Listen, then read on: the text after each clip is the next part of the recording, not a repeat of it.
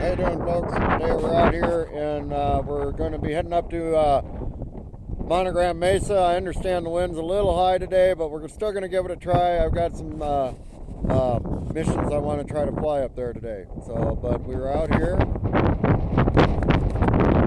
wanted to show you this sign because I always find this amusing.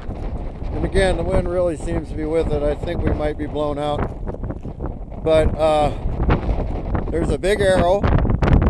And you're supposed to be 5 miles to Monogram, 11 to Dry Creek Basin, 13 to Radium Mountain, and 23 miles to State Highway 80.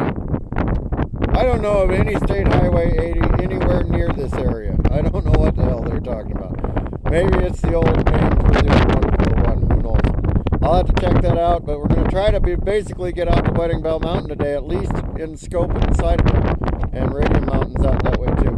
But we're out here today and doing it and getting it done, and I hope that we get a break from the wind because I do have some missions to fly. And there's Sherry waiting patiently on the trike. And today is October, I forget, 21st, 22nd, something like that. It's Saturday, I know that. But anyway, we're going to get going. Peace.